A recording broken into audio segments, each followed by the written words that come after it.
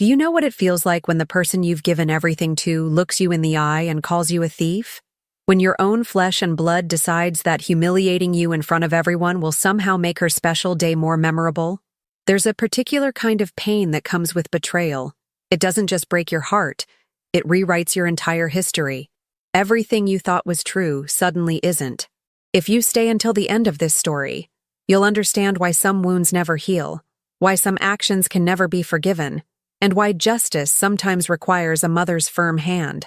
This isn't about revenge, it's about consequences. Don't forget to subscribe to the channel and comment where you're watching from.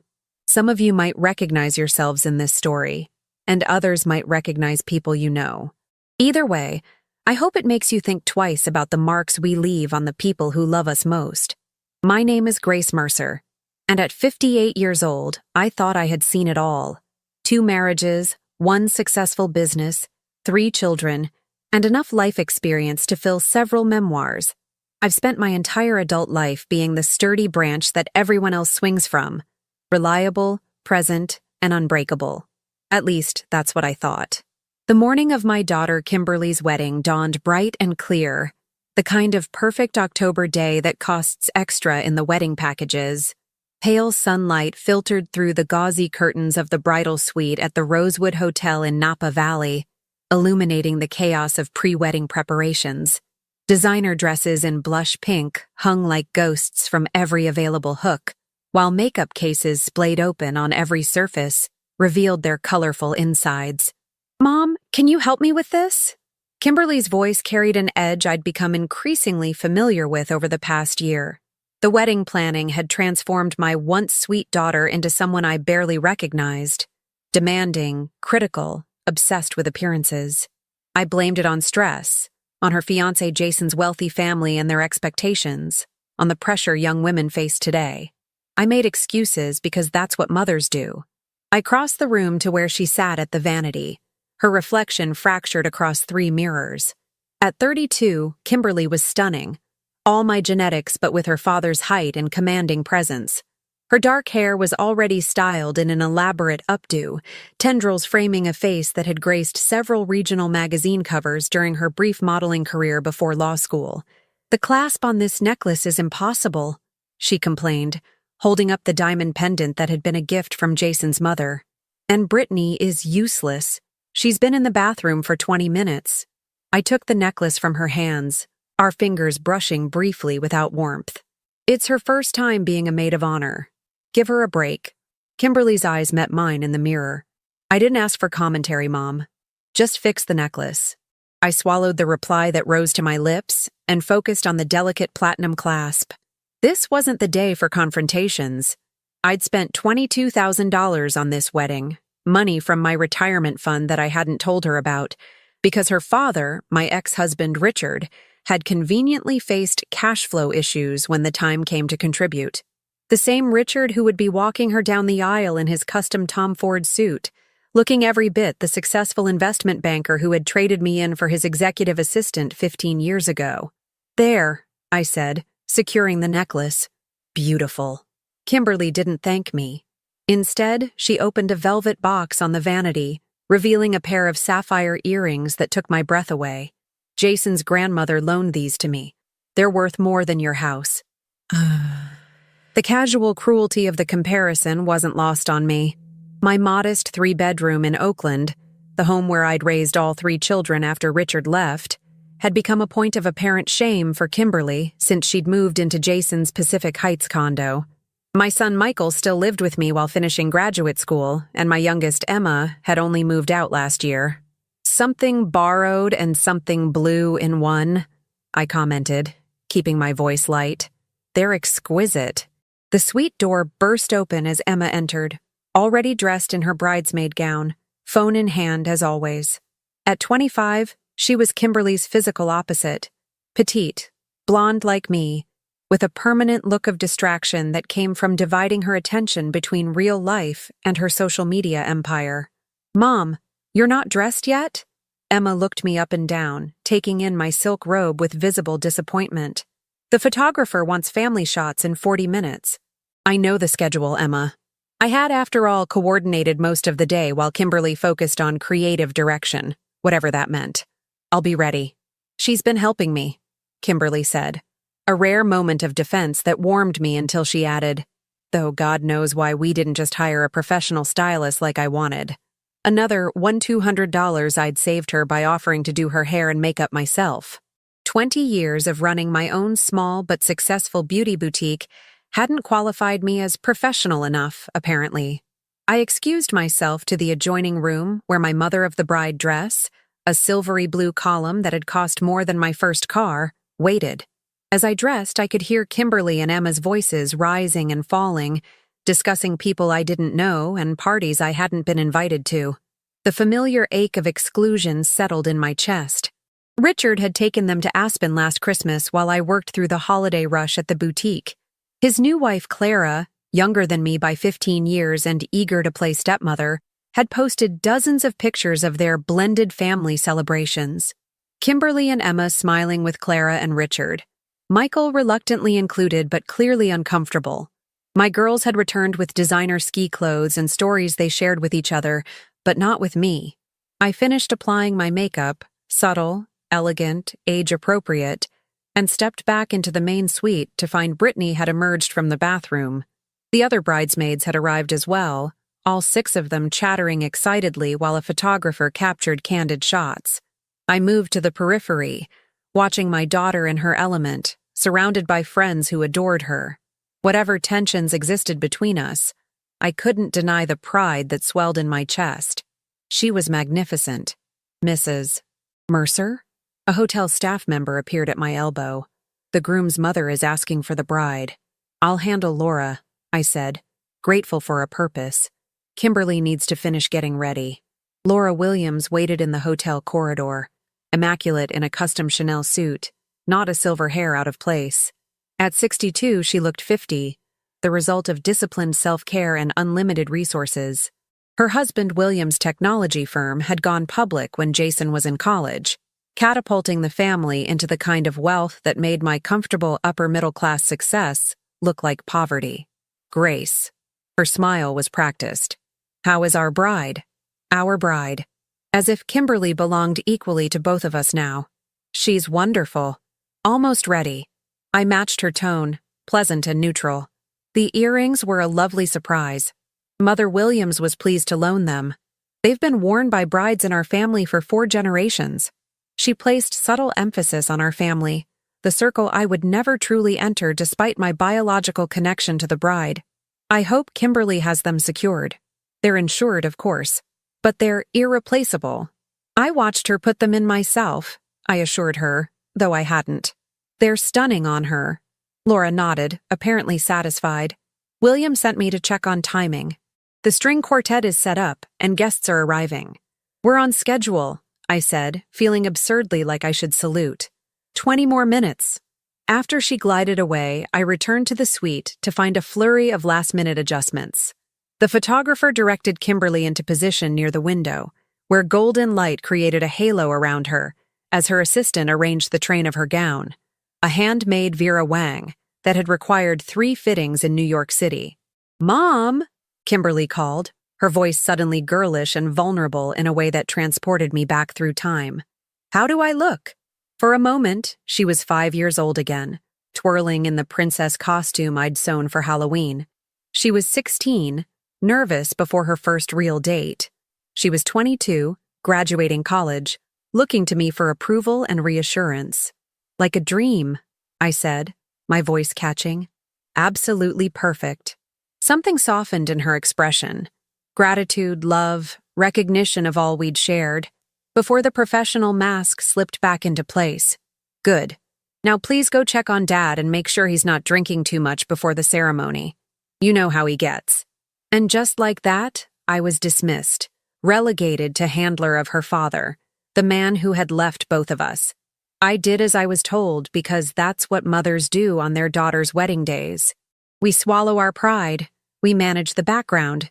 We make magic happen without being seen. I found Richard at the hotel bar, predictably, but he was nursing a seltzer water rather than his usual scotch. He'd aged well. Damn him. silver threading through his dark hair in a distinguished way that had only enhanced his appeal to women. He stood when he saw me approach, a reflexive gesture from his Boston upbringing. "Grace," he said, genuine warmth in his voice. Time and his substantial alimony payments had softened the edges of our failed marriage. "You look lovely." "Thank you." I sat beside him, ordering a sparkling water for myself. "Nervous about the walk down the aisle?" "Terrified," he admitted with a self-deprecating smile. "I'll probably trip and take her down with me." "How is she?" "Beautiful.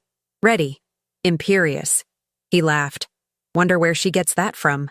"Her father," I said without hesitation. He conceded with a tilt of his head. "Fair enough." He hesitated, then added, "I know this day hasn't been easy for you. Kimberly can be demanding."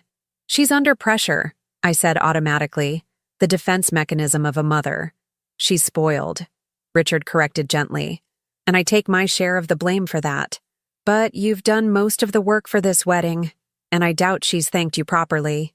I was saved from responding by the arrival of Michael, handsome in his groomsman's tuxedo, his girlfriend Lucia beside him. My son, thoughtful, sensitive, the peacemaker of the family, kissed my cheek. "Mom, they're asking for you upstairs." "Something about the veil?" I stood, duty calling once again. "Duty calls. Don't be late, Richard." As I walked away, I heard my son say, "Be nice to Mom today, Dad. She's doing her best." My sweet defender. At least one of my children still saw me. Little did I know that in less than 2 hours, everything would change. That the careful peace I'd maintained, the dignity I'd clung to, the love I'd given without expectation of return, all of it was about to be shattered in front of 300 wedding guests. And nothing would ever be the same again. The ceremony passed in a blur of white tulle and practiced smiles. I sat in the front row, alone in the crowd, watching Richard walk our daughter down the aisle. Kimberly was breathtaking, of course. I'd expected nothing less. What mother doesn't imagine this moment from the time her daughter is small? What I hadn't imagined was the hollow feeling in my chest as I watched from the sidelines, already forgotten. The vows were exchanged beneath a flower arch that had cost more than my first car. When they were pronounced husband and wife, I clapped until my palms stung, determined to be the supportive mother even as I felt myself fading into the background of my daughter's narrative. At the cocktail reception, I navigated the crowd with practiced ease, accepting congratulations and deflecting pitying glances. Richard's new wife Clara was holding court near the string quartet, 15 years younger and worlds more magnetic than I'd ever been. She caught my eye and raised her champagne flute in what felt like a victor's salute. I smiled tightly and turned away. "You're handling this with remarkable grace," said a deep voice beside me. I turned to find William Williams, Jason's father, offering me a fresh glass of champagne. Unlike his wife Laura, who moved through the room with the calculated precision of a chess master, William had a genuine warmth about him. 15 years of practice, I replied, accepting the drink. Co-parenting teaches you to develop a thick skin. Still, he said, eyes crinkling at the corners. Not many could watch their ex parade around with his replacement so publicly. I shrugged, aiming for nonchalance. Water under the bridge. William studied me with unexpected perception. "Jason admires you, you know. Says you're the backbone of the family, the one who holds everything together while others take the credit." The observation caught me off guard. I'd spent so long being invisible that recognition felt almost uncomfortable. Before I could respond, the wedding planner was ushering guests toward the reception hall, and William was whisked away by his wife. Inside, the tables gleamed with crystal and silver under cascading orchid centerpieces. I found myself seated at the family table, positioned between Michael and Emma, with Richard and Clara directly across from me. The bridal couple sat at a sweetheart table in the center of the room, spotlit like royalty. Dinner passed in a haze of exquisite food I barely tasted, and conversation that flowed around rather than through me. Emma spent most of the meal on her phone, documenting every moment for her followers. Michael and his girlfriend Lucia spoke quietly with William about some tech innovation. Richard told stories that made Clara laugh too loudly, her hand possessively on his arm. "The sapphire earrings were a perfect touch," Laura commented as dessert was served. They complement Kimberly's coloring beautifully. They're stunning, I agreed, forcing warmth into my voice. Very generous of your mother to loan such heirlooms. Laura's smile tightened. Mother Williams doesn't loan them lightly. They've never left the family before. The implication was clear. My daughter was now their family. I bit back a response as the DJ announced it was time for speeches. Richard rose first, champagne in hand, and delivered a charming tribute to Kimberly that had guests dabbing at their eyes. He even acknowledged me gracefully, noting that Kimberly's strength and intelligence came from her mother. It was a generous gesture from a man who had spent years diminishing my contributions. Then it was my turn. I'd practiced my speech for weeks, determined to strike the right balance between sentiment and brevity. As I spoke about Kimberly's determination from childhood, her passionate pursuit of her goals, my pride in the woman she'd become, I saw something shift in her expression. For a moment, the brittle socialite facade fell away, and I glimpsed my actual daughter, the girl who once sat on my lap for hours while I read to her, who cried on my shoulder over her first heartbreak. To Kimberly and Jason, I concluded, raising my glass, may your partnership bring you joy, growth, and the comfort of true companionship. I love you both. The room applauded, and Kimberly mouthed, "Thank you," from across the room. It was a perfect moment, one I would cling to in the dark days ahead. After dinner came dancing. Richard and Kimberly moved elegantly across the floor to The Way You Look Tonight, another knife twist reminder that he had been the fun parent, the one who taught her to dance while I managed homework and dentist appointments. I watched from the sidelines, smiling through the ache. "May I?" Michael appeared at my elbow, hand extended.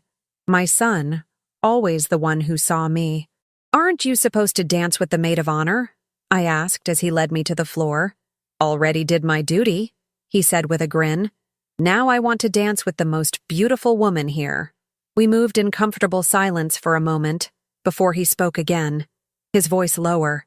"I know Kimberly hasn't been easy through all this, but she does appreciate you. In her way. Her way is becoming increasingly hard to translate," I admitted. "She's trying to fit into Jason's world," Michael said gently.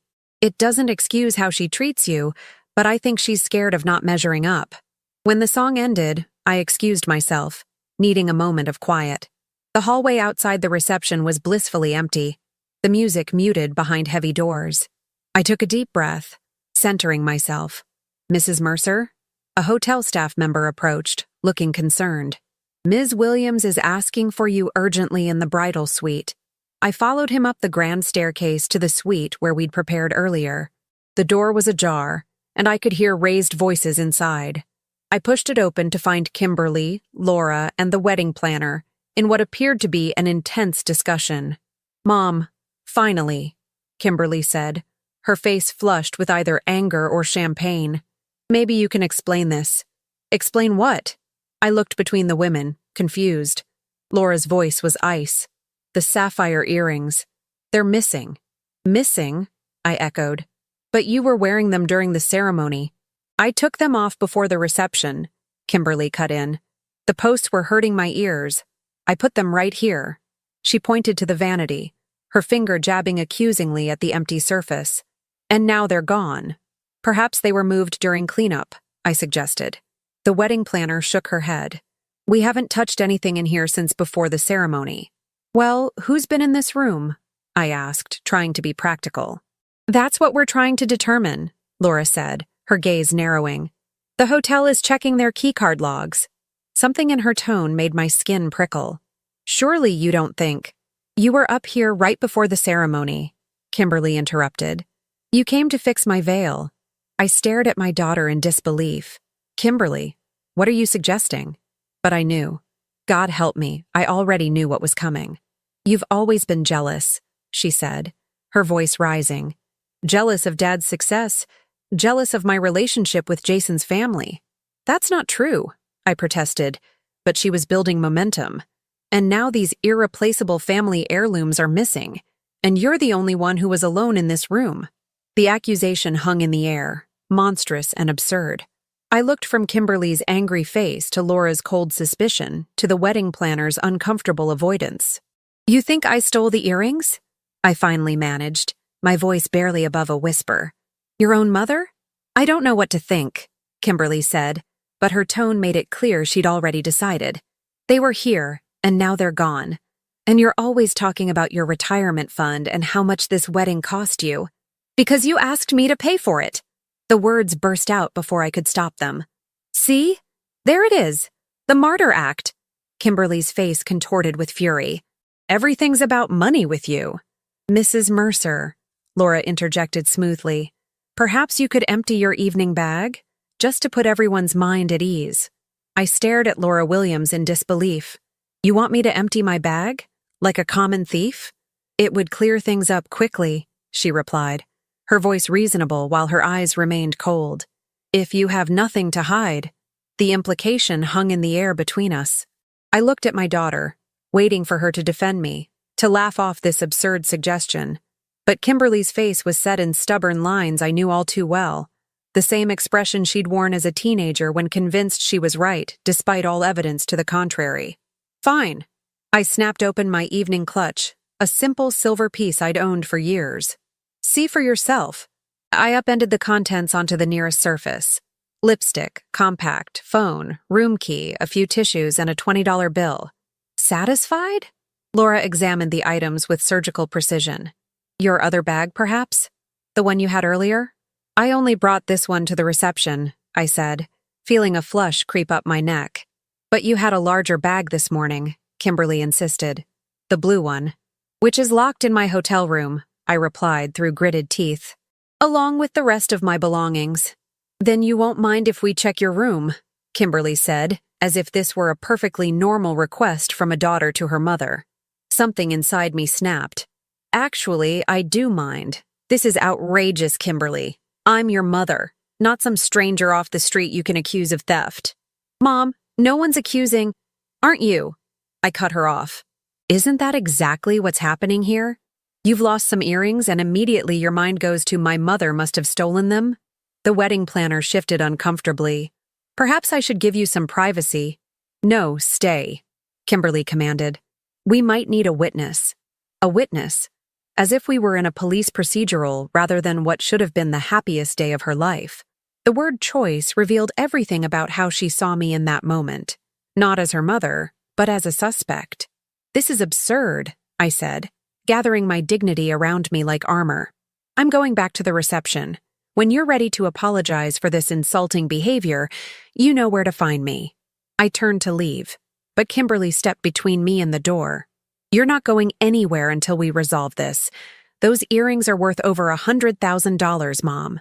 The dollar amount hung in the air, a measure of how little she thought of me, of how easily she believed I could be tempted by material value over maternal love. Move aside, Kimberly, I said, my voice steadier than I felt. Not until... The door opened then, and Emma walked in, still glued to her phone. There you all are. Jason's looking everywhere for... She stopped, finally sensing the tension. What's going on? Your mother refuses to let us check her room for Grandmother Williams's earrings, Kimberly explained, as if this were a perfectly reasonable request. Emma's eyes widened. The sapphires? They're missing? She looked at me with dawning horror. Mom, you didn't... That was the moment I truly understood. It wasn't just Kimberly. Both my daughters believed me capable of this. Both of them, whom I had raised, bathed, nursed through illnesses, and supported through every struggle and triumph of their lives, thought their mother was a thief. I see, I said quietly. The pain was so acute it circled back around to a strange, numbing clarity. Move aside, Kimberly. I'm leaving. If you walk out now, it only makes you look guilty, she shot back. I laughed then, a sound so hollow it barely resembled human emotion. Guilty? In whose eyes? Yours. You've already convicted me without evidence, without even the courtesy of doubt. Mrs. Mercer, Laura began, but I cut her off with a raised hand. No, I've heard enough. I straightened my spine, looked my daughter directly in the eyes. I did not take the earrings. I would never take anything from you, Kimberly. But you've taken something from me today that can't be replaced. I moved toward the door again, and this time Kimberly didn't block me, but her words followed me like daggers. If you leave now, don't bother coming back. You're not family anymore. I stopped with my hand on the doorknob, turned back one last time. Family doesn't do this to each other, Kimberly. Remember that when you find those earrings. I walked out, head high, back straight, moving on autopilot through the carpeted hallway, down the grand staircase. The reception was still in full swing, the dance floor crowded with laughing guests unaware of the drama unfolding upstairs. The band played something upbeat and mindless. Champagne flowed. Life continued. I moved through the crowd like a ghost, unseeing and unseen. Or so I thought, until a hand caught my elbow. Grace? Richard's voice. What's wrong? You look like you've seen a ghost. I met my ex-husband's concerned gaze. For a moment, I considered telling him everything, letting him handle the daughters he'd always been more skilled at managing. But no, this was between them and me now. Nothing's wrong, I said, easing my arm from his grip. I have a headache. I'm going to my room. But they haven't cut the cake yet, he protested. Kimberly will be disappointed if you miss it. I think Kimberly will survive my absence just fine, I replied, unable to keep the bitterness from my voice. Good night, Richard. I slipped away before he could question me further, through the hotel lobby into the elevator. Inside my room, I kicked off my painful heels and sat on the edge of the bed, too numb even for tears. The woman in the mirror opposite looked like a stranger. Elegantly dressed, makeup perfect, eyes empty. A soft knock at the door roused me from my trance. Hope fluttered briefly. Perhaps Kimberly had come to her senses, come to apologize. But it was Michael who stood in the hallway, concern etched across his features. Mom? What happened? Dad said you looked upset. I hesitated for only a moment before stepping aside to let him in. If anyone deserved the truth, it was my son who had always seen me clearly. Kimberly accused me of stealing the sapphire earrings, I said without preamble. Michael's face went slack with shock. What? That's insane. Apparently not to your sisters. Emma all but agreed with her. He sank onto the chair by the window, running a hand through his hair. They can't seriously think. They do. I sat opposite him on the bed. Laura Williams suggested I empty my purse. Kimberly wanted to search my room. Jesus Christ, Michael muttered. What is wrong with them? Where are the earrings now? Still missing, apparently, I said. But I'm now persona non grata at the wedding. Kimberly's exact words were, "You're not family anymore." Michael flinched as if I'd struck him. She didn't mean that. She's drunk and stressed, and she meant it. I was surprised by how calm I felt now. And do you know what? For the first time in 32 years, I'm not going to smooth things over. I'm not going to make excuses for her behavior. I'm done. Mom, no, Michael, listen to me. I reached for his hand. I've spent my entire adult life being what everyone else needed me to be. The supportive ex-wife, the understanding mother, the background character in my own life story. Today, my daughter accused me of being a thief and a liar in front of people who already looked down on me. There's no coming back from that. There has to be, he argued, but I could see the doubt in his eyes. She'll find the earrings and apologize. And if she does, I'll accept her apology. But things will never be the same. I squeezed his hand. You should go back to the reception. Lucia will be wondering where you are. I'm not leaving you alone like this. I'm fine, Michael. Really. I summoned a smile. I'm going to take a hot bath, order room service, and go to bed early. Tomorrow is a new day. He hesitated, clearly torn between loyalty to me and obligation to his sister. Promise you'll call if you need me. I promise. I walked him to the door. I love you, you know. I'm proud of the man you've become. After he left, I did exactly as I'd said, ran a bath, ordered a club sandwich and a pot of tea, changed into pajamas. I wasn't going to run away in the night like some disgraced character in a Victorian novel. I would face whatever came next with dignity. As I slipped between the cool sheets, my phone buzzed with a text. From Michael. I love you. This will all be sorted out tomorrow. I turned off my phone without replying and set it face down on the nightstand. Tomorrow would take care of itself. Tonight, I needed to mourn the death of something I hadn't known was so fragile. My daughter's trust. my place in the family I had created, the illusion that love could transcend all wounds. Sleep didn't come easily, but when it did, it was dreamless and deep, the kind of sleep that follows profound emotional exhaustion. When I woke the next morning, something had changed inside me. Where there had been pain, there was now a cool, detached clarity.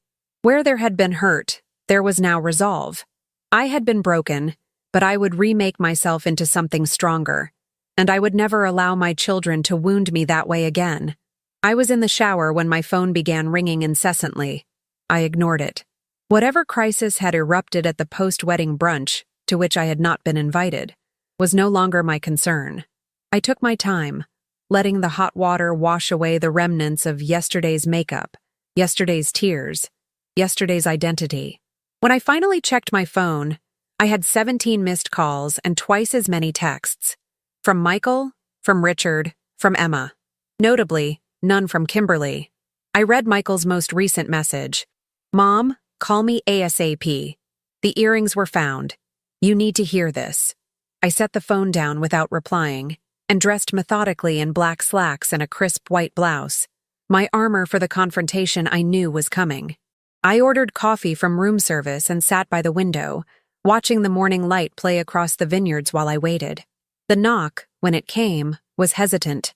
I opened the door to find Michael and Emma standing in the hallway. Emma's eyes were red-rimmed, her face blotchy with tears. Michael looked grim. "May we come in?" he asked formally, as if I were a stranger. I stepped aside without a word. They entered, Emma hovering uncertainly while Michael took a seat in the armchair. "The earrings were in Laura's purse," he said without preamble. "One of the hotel staff found them this morning when they were clearing the bridal suite." "I see."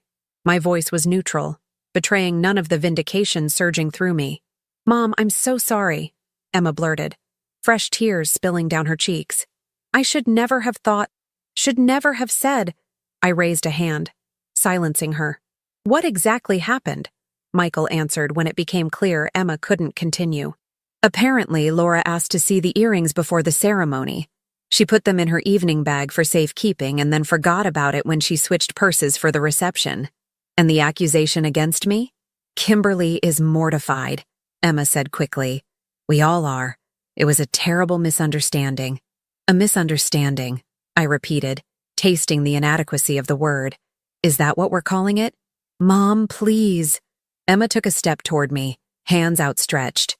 "Kimberly was stressed and had too much champagne. She wasn't thinking clearly. She was thinking exactly what she's always thought of me," I corrected her.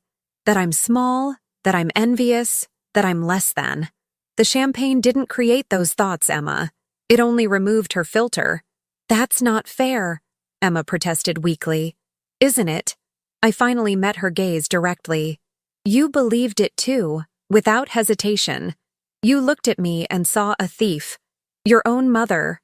Emma flinched as if I'd slapped her. I was confused. Everything happened so fast. "Stop." I didn't raise my voice, but the word cut through her excuses like a blade. "I don't want explanations. I want you both to listen carefully to what I'm about to say." I waited until I had their full attention before continuing. "Yesterday, I was humiliated by my own daughters, accused of theft, asked to empty my purse like a shoplifter, told I was no longer family." My voice remained steady, controlled.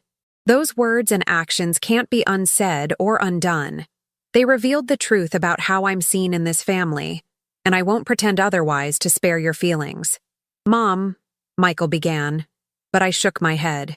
"I raised you to take responsibility for your choices, all of you. Kimberly chose to accuse me publicly rather than giving me the benefit of the doubt. You, Emma, chose to believe her without question. Those choices have consequences." "What consequences?" Emma asked, her voice small. "I'm checking out of the hotel today. I won't be attending the brunch. When Kimberly returns from her honeymoon, she can contact me if she wishes, but I won't be reaching out to her." "You can't just cut us off," Emma protested. "I'm not cutting anyone off," I corrected her. "I'm establishing boundaries, something I should have done years ago." "Kimberly wants to apologize in person," Michael said quietly. "She's waiting downstairs." Of course she is. I couldn't keep the bitterness from my voice. Now that there's video evidence proving my innocence, she's ready to make amends. Video evidence? Emma repeated, confused. Michael nodded grimly. The hotel has security cameras in the corridors. They reviewed the footage this morning when the earrings were found. It shows Laura entering the bridal suite alone before the reception. A cold realization washed over me. And if that footage hadn't existed? If it had just been my word against the circumstantial evidence? Neither of my children answered, but their silence was answer enough. Tell Kimberly I'm not ready to see her, I said finally. Perhaps in a few weeks, after I've had time to process everything. Mom, please, Emma begged. She's devastated. We all are. I'm sure you are, I agreed, not unkindly. But your feelings don't erase mine. I need time. They left reluctantly, Emma still tearful, Michael conflicted.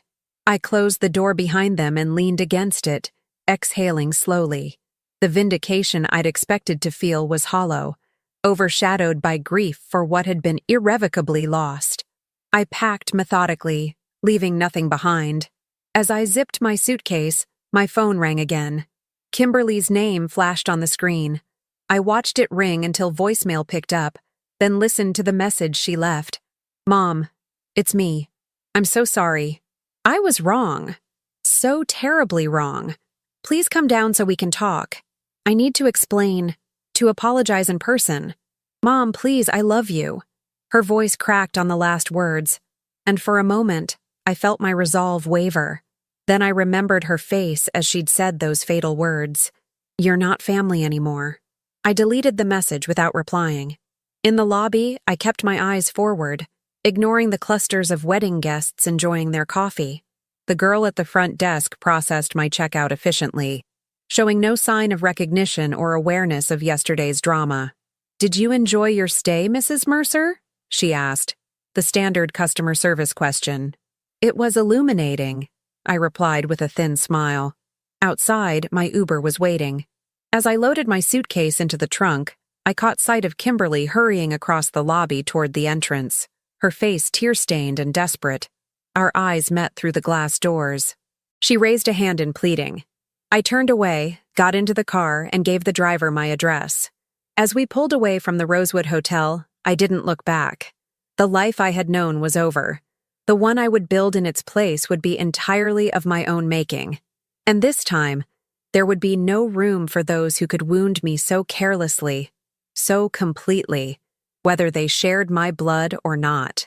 In my purse, my phone continued to buzz with messages I wouldn't read, calls I wouldn't answer. Not today. Today was for silence, for clarity, for the painful birth of something new from the ashes of what had been destroyed. Tomorrow would be soon enough to begin plotting my response. 6 months after the wedding, on a crisp spring morning, I stood before the mirror in my bedroom examining the woman I had become. My hair, which had been carefully colored for decades, now showed its natural silver, a striking frame for features that had sharpened with resolve.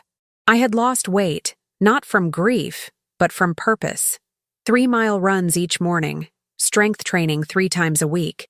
My body was becoming an instrument of my will rather than a vessel of service to others. The doorbell rang precisely at 9. Michael, punctual as always. I opened the door to find my son looking tired but resolute. They're all here, he said without preamble. Just like you asked. I nodded, retrieving my coat and purse. Thank you for arranging this. Mom, he hesitated. Are you sure about this? Once it's done, I've never been more certain of anything in my life. The drive to Richard's house in Pacific Heights was silent. Michael had been the only one I'd maintained contact with over the months, and even that relationship had been redefined by clear boundaries. He'd respected my silence, my refusal to discuss his sisters beyond the necessary logistics of today's meeting. Did you tell them why I wanted to see them? I asked as we parked. Just that you had important news that affected everyone, he replied. Nothing more. Richard's home, the showcase he'd built with Clara after leaving me, loomed before us, all glass and steel and conspicuous prosperity. How fitting that the final act would play out here, in the temple to materialism that had always symbolized what I'd failed to be. to provide, to become. They were gathered in the living room, Richard and Clara on one sofa, Emma perched anxiously on an ottoman, Kimberly and Jason standing by the fireplace. Their conversation ceased abruptly when I entered. 6 months of ignored calls, returned letters, and rebuffed attempts at reconciliation had led to this moment. Grace. Richard rose, uncertain whether to embrace me. I solved his dilemma by extending my hand for a businesslike shake. You look different. Thank you, I replied, though it hadn't been a compliment. I took the single chair facing them all, declining Michael's offer to bring me coffee. I appreciate you all coming. As if we had a choice, Kimberly said, attempting a lightness her brittle smile couldn't support. My daughter, still beautiful, still poised, but thinner now, with shadows under her eyes that makeup couldn't quite conceal. Motherhood hadn't softened her as I'd once hoped it might. You've always had choices, Kimberly, I replied calmly. We all have, and we all live with the consequences of those choices. The room fell silent. I opened my handbag and removed 5 identical envelopes, each bearing a name in my precise handwriting. I placed them on the coffee table. 6 months ago, at Kimberly's wedding, I was publicly accused of theft. I began without emotion. I was humiliated, dismissed, and told I was no longer family. Since then, I've had ample time to reflect on what family truly means, and what it doesn't. Mom, please, Emma interjected. We've apologized 100 times. How long are you going to punish us? This isn't punishment, Emma. It's consequence. I gestured toward the envelopes. Please, take the one with your name. They exchanged wary glances before reaching for their respective envelopes. Only Michael knew what they contained, and even he looked apprehensive. Inside you'll find legal documents prepared by my attorney, I explained as they opened the envelopes. I've sold my beauty boutique. After 27 years, I received an offer I couldn't refuse from a luxury chain looking to expand their West Coast presence. You sold the business? Richard looked up sharply. Without consulting any of us? Yes, I said simply. Just as you sold your partnership shares 15 years ago without consulting me. The difference is, I'm informing you of the outcome. But why? Emma asked, scanning the documents with confusion. You loved that place. I did, I agreed, but it served its purpose. It put food on our table when your father left. It paid for your college educations. It funded Kimberly's wedding. And now it's funding my future. What future? Kimberly asked, her voice small. My future in Provence, I replied. I've purchased a small villa near Aix. I leave next month. The shock on their faces would have been comical under different circumstances. France? Richard spluttered. You can't just move to France. Actually, I can. My visa is approved, my property secured, and my French is improving daily. But what about us? Emma gestured vaguely to include her siblings. That's the second part of what's in your envelopes, I continued calmly. You'll note I've updated my will and trust documents. The proceeds from the sale of my business and eventually my Oakland home will be placed in a trust with Michael as the sole trustee. Kimberly's head snapped up. Michael? Why only Michael? Because Michael was the only one who didn't accuse me of being a thief, I replied without inflection. The only one who didn't question my character or my love. This is about the earrings? Jason spoke for the first time, incredulous. You're disinheriting your daughters over a misunderstanding? No, Jason. I'm responding to a revelation. I met his gaze steadily. The earrings incident didn't create the problem. It merely exposed it. My daughters showed me exactly who they believe I am. I'm simply taking them at their word. Mom, Kimberly's voice broke as she clutched the papers. Please don't do this. We made a terrible mistake, but we love you. I know you believe that's true, I said, not unkindly. But love without respect isn't love at all. It's habit. It's obligation. It's many things, but it isn't love. So that's it? Emma was crying now. You're just gone? Forever? Not forever, I corrected her. But on new terms, my terms. I stood, signaling the end of the meeting. You're all adults now. You've built lives without me at the center of them. Now I'm building a life without you at the center of it. The protests came then, as I'd known they would. Tears from Emma, Anger from Kimberly, practical objections from Richard. I weathered them in silence, unmoved. Only when the storm had passed did I speak again. You accused me of theft once, I said quietly. In a way, you were right. I am taking something back. My life, my dignity, my power to define who and what I am. I walked to the door, Michael following silently behind me. I paused on the threshold, turning back one last time to the family I had built and lost and now released. Goodbye, I said simply. Be well. Outside, the spring sunshine felt like a benediction. Michael touched my arm gently as we reached the car. Are you okay? He asked. I'm free, I replied. And for the first time in decades, it was nothing but the truth. As we drove away, I didn't look back at the house, at the life I was leaving behind. The road ahead stretched clear and bright, leading toward a horizon I had chosen for myself. There would be no forgiveness, not in the way they wanted it. A neat absolution that erased consequences and restored the comfortable dynamic they had taken for granted. Instead, there would be this: a clean break, a fresh start, a life reclaimed from the ashes of betrayal. And if there was a certain satisfaction in knowing they would feel the loss of me now, truly feel it, perhaps for the first time, well, that wasn't vengeance. That was justice.